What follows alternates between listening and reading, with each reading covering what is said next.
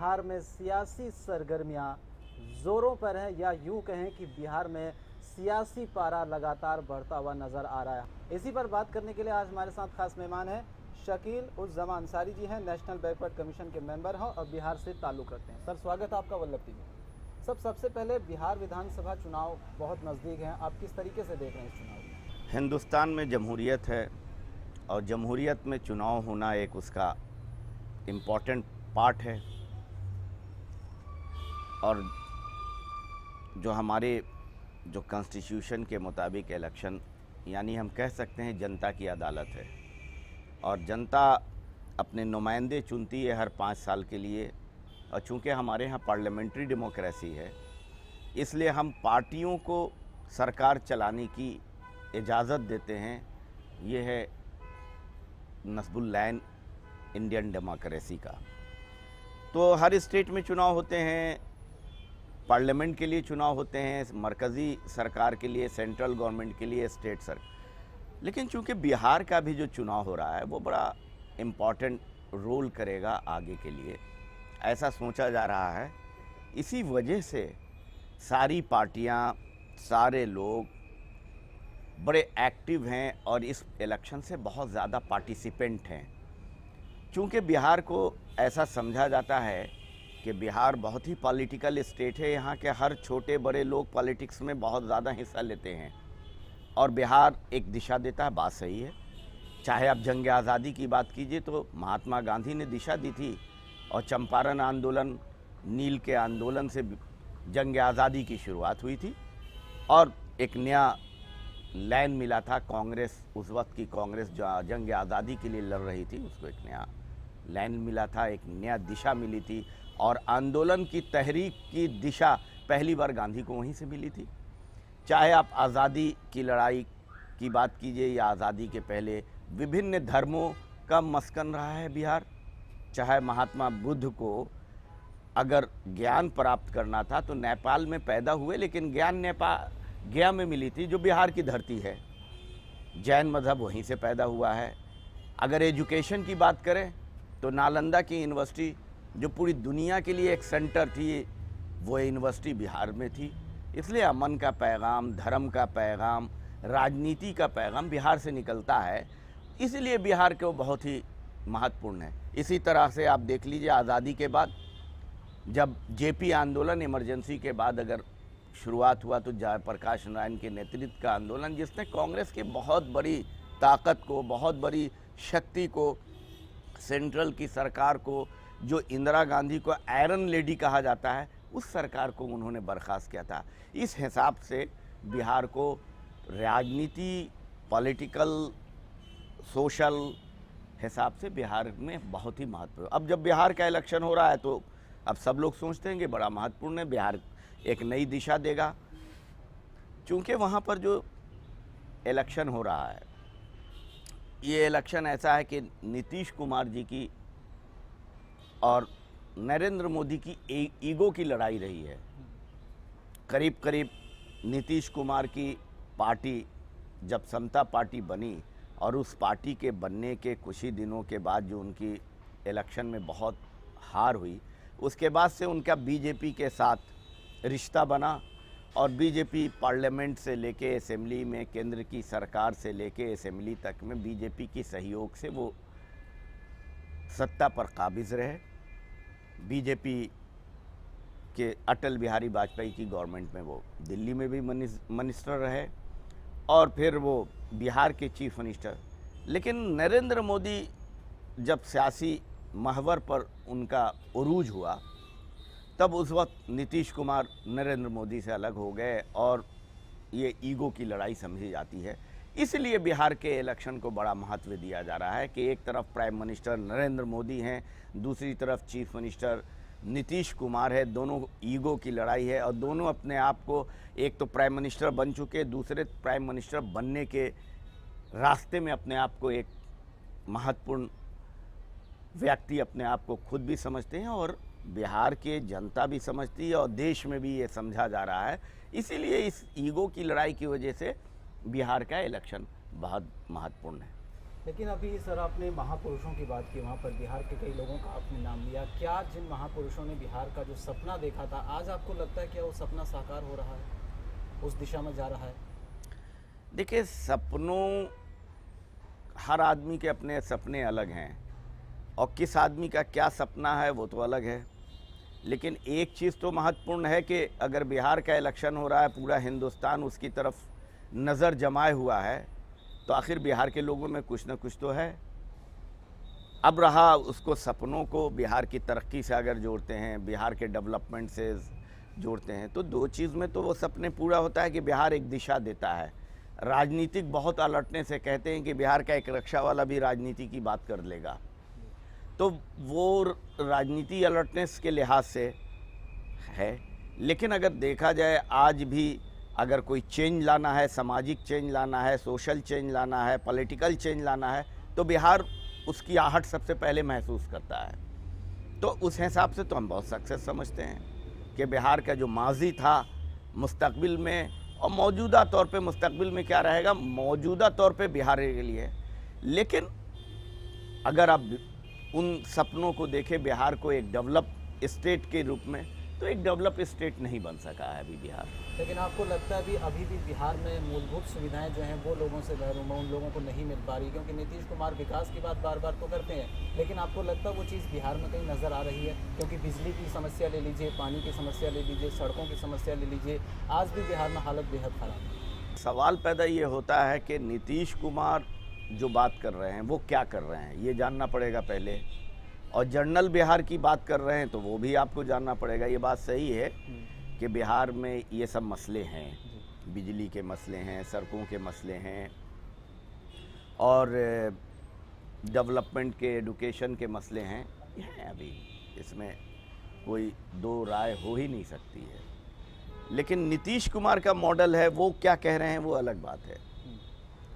एक टाइम था कि जब बिहार में कांग्रेस की सरकार थी, तो हमारा पोजीशन जो बिहार का था 90 तक, हम समझते हैं कि बिहार जो है 90 तक अन्य राज्यों से पीछे थी, लेकिन उस वक्त कई मामलों में बहुत पीछे नहीं थी।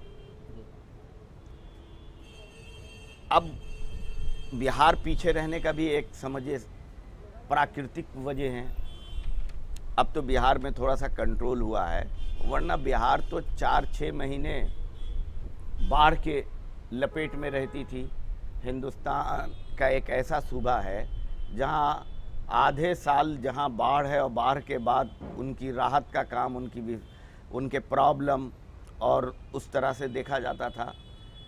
अब कुछ ऐसे इंडस्ट्री जो पहले लगे थे वो सरवाइव नहीं कर सके बिहार के जो सिचुएशन है, तो इंडस्ट्रियल ग्रोथ नहीं था और एक तरफ आफत थी जिससे बिहार के ग्रोथ में बड़ी मुश्किलें आई।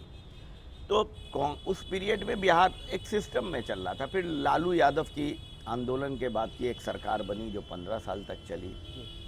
उस पीरियड में हम कह सकते हैं कि कुछ ऐसा हुआ कि लॉ एंड ऑर्डर की सिचुएशन इतनी ख़राब हुई कि उस ख़राब सिचुएशन की वजह से बिहार का ग्रोथ या डेवलपमेंट कम हो गया।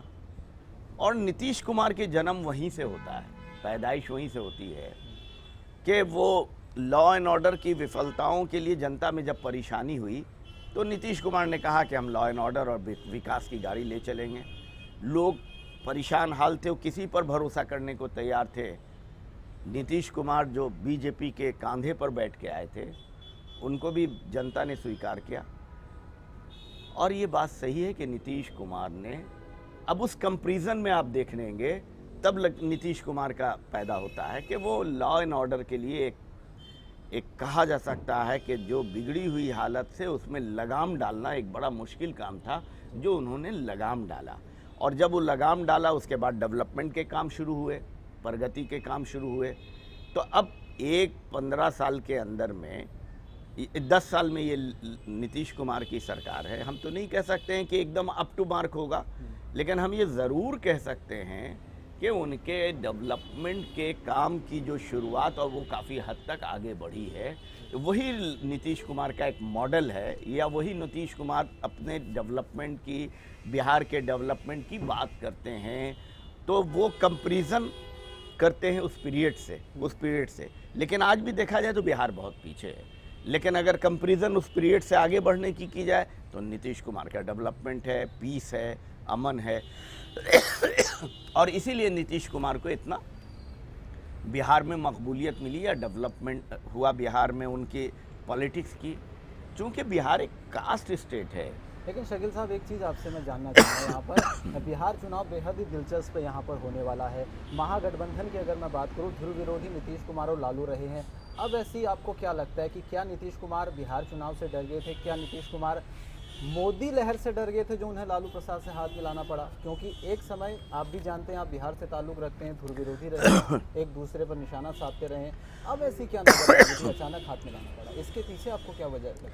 देखिए, राजनीति के मामलों में अभी तो मैं कुछ नहीं बता सकता आपको, राजनीति से कोई सीधा अभी आज मेरा ताल्लुक़ नहीं है।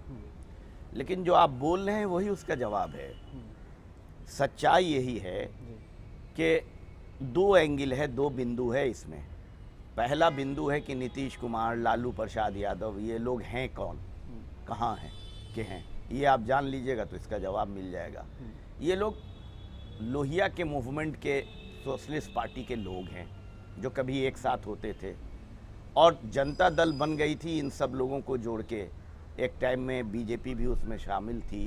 क्यों? जब कांग्रेस का शासन इस मुल्क में था, लगता था कि कांग्रेस के शासन को हम नहीं हटा सकते हैं, तो ये सोशलिस्ट लोग बीजेपी के साथ भी मिल गए थे 77 में और एक जनता दल का क्याम आया और उसके बाद कांग्रेस के शासन को अब हटाया गया। लेकिन कुछ दिनों के बाद फिर बीजेपी उससे अलग हो गई, क्योंकि बीजेपी तो अलग आइडियोलॉजी की पार्टी है। फिर ये ग्रुप एक चलता रहा, फिर ये आहिस्ता आहिस्ता सब भटक गए। नीतीश कुमार की अलग पार्टी बन गई, लालू यादव की अलग पार्टी बन गई, मुलायम सिंह की यादव पार्टी बन गई। ये सब कभी एक सोशलिस्ट पार्टी के एक थे। तो सोशलिस्टों के बारे में पुरानी कहानी है और पुराना मुहावरा है कि ये न ज़्यादा दिन दोस्त रह सकते हैं और न ज़्यादा दिन अलग रह सकते हैं।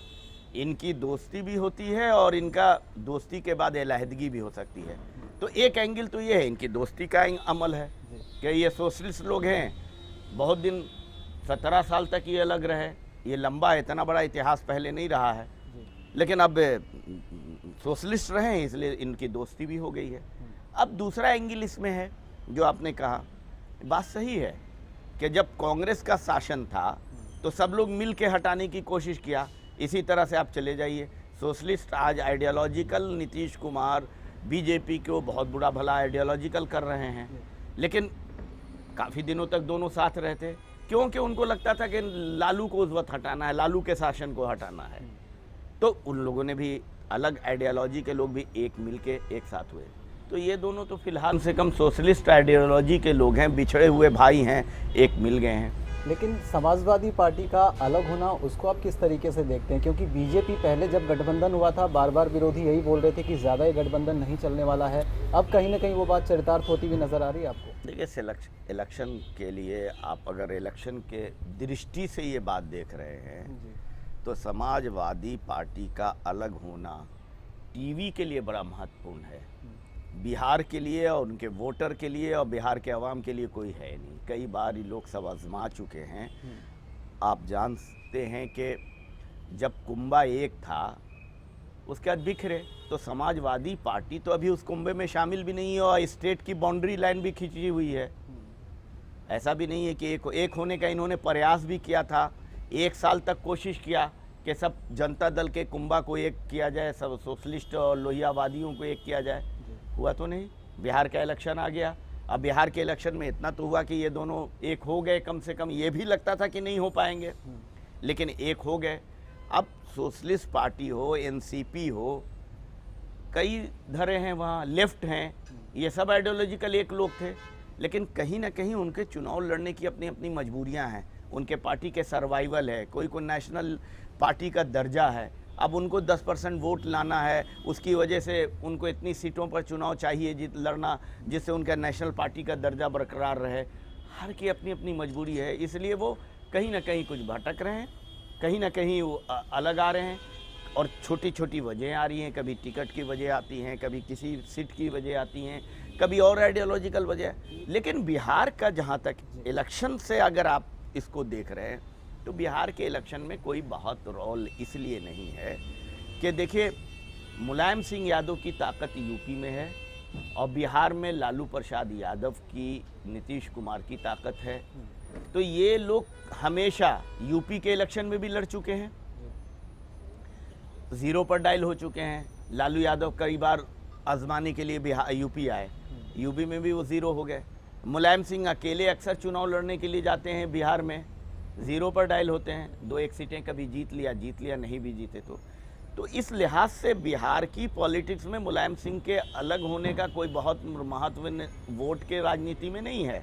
लेकिन सियासी राजनीति में ज़रूर है कि कहाँ मुलायम सिंह यादव को प्रेसिडेंट बना के वो एक नया रूपरेखा, नए समाज, नए पार्टी का गठन करना चाहते थे, वो अलग हो गया। इसलिए वो साइकोलॉजिकल इलेक्शन के लिए उनका इम्पैक्ट डालेगा। अगर ऐसे में आपको लगता था कि महागठबंधन को कहीं ना कहीं अब इससे नुकसान हो सकता है मुलायम सिंह के जाने के बाद? बिहार में आजमा चुके हैं, ये आजमा चुके हैं। वहाँ मुस्लिम यादव गठबंधन के वोट के लिए ये यूपी में रोल करते हैं, वो बिहार में रोल करते हैं, दोनों का अपना अपना रोल है। अब नीतीश कुमार और केजरीवाल की दोस्ती को आप किस तरह से देख रहे हैं? क्योंकि नीतीश कुमार दिल्ली आए थे, केजरीवाल के साथ उन्होंने मुलाकात की, केजरीवाल भी बिहार में गए थे। इस चीज़ को आप किस तरह से देख रहे हैं? देखिए, विधानसभा चुनाव बहुत नज़दीक है सभी। देखिए, नीतीश कुमार और केजरीवाल का पुराना क्या रिश्ता है, इसके इतिहास में हम जानकारी नहीं है मुझे। नहीं, ये वही केजरीवाल है जो निशाना साधते थे मुख्यमंत्री बनने से पहले लगातार पार्टियों पर, और कई बार नहीं, नीतीश कुमार की बात आप कर रहे हैं तो नीतीश कुमार से उनके कब के और कैसे रिश्ते, ये हमें इतिहास उनका मालूम नहीं है। आपको जानकारी होगी तो वो है। लेकिन अभी इलेक्शन का जहाँ तक ताल्लुक है, इलेक्शन में तो कई बार आप अगर बात कर रहे हैं तो बहुत पहले आया था ये कि जो गांधी मैदान की रैली होगी उसमें केजरीवाल भी जाएंगे जी। केजरीवाल तो वहाँ पहुँचे नहीं। नीतीश कुमार दिल्ली ज़रूर आए और दिल्ली आने के बाद उन्होंने कुछ उनके साथ मिले हैं। तो बात ये नहीं होता है, बड़ा पुराना मुहावरा है, दोस्त का दोस्त होता है, दोस्त का दुश्मन होता है। और कभी कभी दूसरों की दोस्ती से ज़्यादा महत्व होता है किसकी दुश्मनी है उनके साथ। तो आज नीतीश कुमार की दुश्मनी भी बीजेपी और नरेंद्र मोदी के साथ है। और दिल्ली के इलेक्शन में आपने देखा ही कि केजरीवाल इतनी लार्ज बहुमत में आए, जो बहुमत यहाँ सोचा नहीं जा रहा था। बीजेपी को कई ऑप्शन आए थे सरकार बनाने के, वो बना नहीं रही थी। उनको लग रहा था कि नरेंद्र मोदी की मतलब अक्सरियत, उनकी आवाज़, उनकी पॉपुलैरिटी, उनकी सरकार के भरोसे हम बहुत अच्छा रिजल्ट कर लेंगे। तो वो जो उन्होंने सीट ली, कहाँ उनको बीजेपी को 3 सीट पर पहुंचना पड़ा, यानी बुरी तरह से हरा दिया। तो अब एक दुश्मन तो यहाँ पर है बीजेपी और केजरीवाल। चूँकि ये पार्टी अब आमने सामने है, दिल्ली में आगे काफ़ी दिनों तक कांग्रेस यहाँ जीरो पर डायल हो चुकी है, तो ये दोनों पार्टी तो आमने सामने रहेगी। तो इन दोनों की दुश्मनी है। और अभी नीतीश कुमार की बीजेपी के साथ अलहदगी के बाद दुश्मनी है। तो नेचुरल है ये दोनों दुश्मन जो हैं दोस्त हो सकते हैं। लेकिन चुनाव में महागठबंधन का प्रदर्शन चाहे कुछ भी हो, लेकिन भविष्य क्या लग रहा है आपका इसका? क्या बेहतर नज़र आ रहा है कहीं भविष्य महागठबंधन का?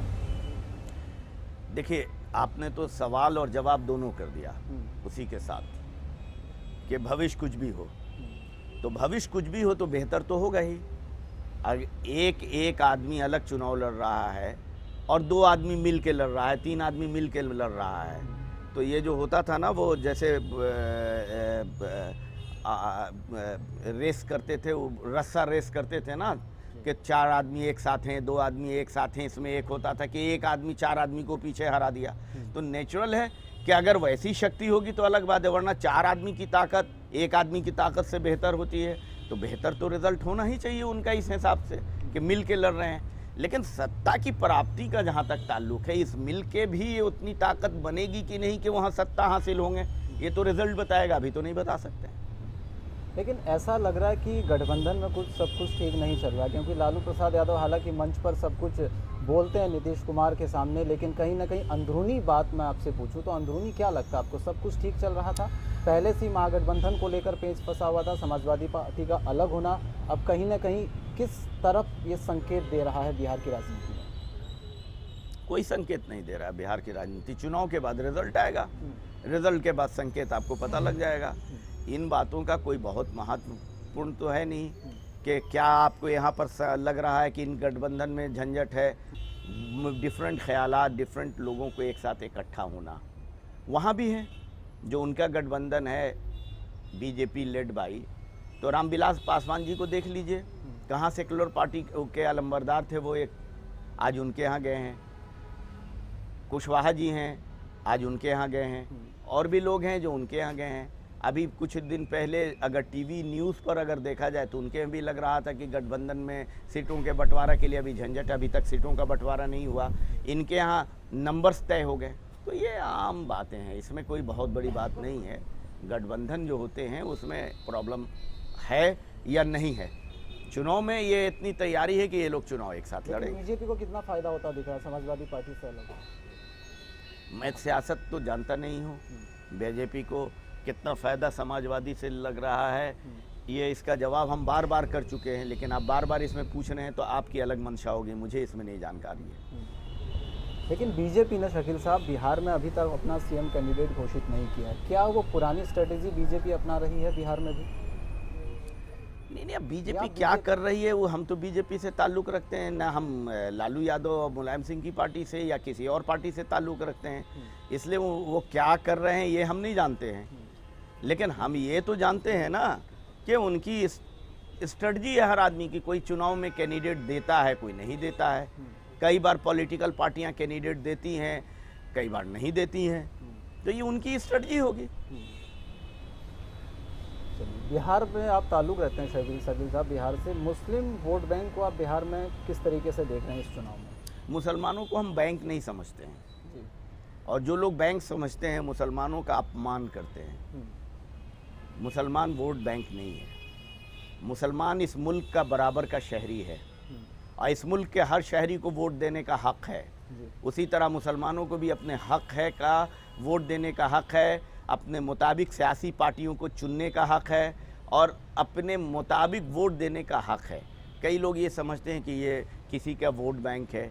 कई लोग इसके प्रचार करते हैं कि वो उन मुसलमानों की नफ़रत है, इस नफ़रत की वजह से कोई किसी को अपनाए हुआ, ऐसा कुछ भी नहीं है। मुसलमान अपनी सहूलत के मुताबिक, अपनी सिचुएशन के मुताबिक, और इस बात को ज़रूर देखते हैं कि उन जमहूरियत में उनके मुताबिक दो तरह के एंगल होते हैं। एक तो है कि कोई आदमी जमहूरियत में सेकुलरिज़म की बात करता हो, सभी समाज को लेके चलने की बात करता हो, माइनॉरिटीज़ की बात करता हो। ये अलग बात है कि इम्प्लीमेंटेशन में कम करता हो। कोई आदमी ऐसा हो जो सिवाय मुसलमानों के खिलाफ ही बोलता हो, उनको मुसलमानों को इस मुल्क में शहरियत पर भी क्वेश्चन मार्क और वोट बैंक बनने की बात होती हो, तो वो अपने तौर पे अपनी सोच है, उनकी अलग है ना। तो मुसलमानों को जब फैसला करना पड़ता है तो नेचुरल है कि बहुत बड़े, हम भी मुसलमान हैं, इसलिए हम लोग कई बार मकूला पढ़ा है कि दो दुश्मनों में जो कम दुश्मन होता है उसको चुनते हैं हम हैं। तो इसके मुताबिक कोई ऐसी बात नहीं है। अब बीजेपी भी ने तो कहा है सबका विकास सबका साथ, तो अब मुसलमानों ने साथ दिया या नहीं दिया पार्लियामेंट के चुनाव में, आप सबका विकास करके पहले दिखाइएगा, तब तो सबका साथ हो सकता है। अगर आपको दूरी है, आपको लगता है कि कोई वोट बैंक बना हुआ है, तो आपको करके दिखाना है। उसी तरह से लालू यादव को भी करके दिखाना पड़ेगा ना, कि खाली बोलने से होगा। अब 15 साल में आपने क्या दिखाया, उसका लोखा तो मुसलमान वहाँ करेंगे। नीतीश कुमार हैं, उनको भी बताना पड़ेगा। कांग्रेस की भी सरकार थी, अब क्या हुआ नहीं हुआ, मुसलमान की नाराज़गी हुई नहीं हुई, क्या हुई, कांग्रेस की सरकार नहीं रही। तो सवाल पैदा होता है कि मुसलमानों को वोट बैंक की नज़र से देखना बहुत गलत बात है, और मुसलमानों के डेवलपमेंट की, उनकी समाज में बेहतरी की, उनके तरक्की की बात करनी चाहिए। और हम समझते हैं कि वोट के एंगल से नहीं, सरकार जब बनती है, किसी की बनती है, तो वो सभी हिंदुस्तान के शहरियों की सरकार होती है, वो एवरी सिटीज़न की सरकार होती है सरकार बनने के बाद। तो किसी भी सरकार को एवरी सिटीज़न के वेलफेयर का काम करना चाहिए। बहुत बहुत शुक्रिया शकील साहब हमसे बातचीत करने के लिए। तो ये थे नेशनल बैकवर्ड कमीशन के मेंबर शकील साहब। बिहार चुनाव को लेकर हमने उनसे जाना कि बिहार की राजनीति इस वक्त क्या करवट ले रही है। बहुत बहुत शुक्रिया शकील साहब वल्लभ टीवी से बात करने के लिए।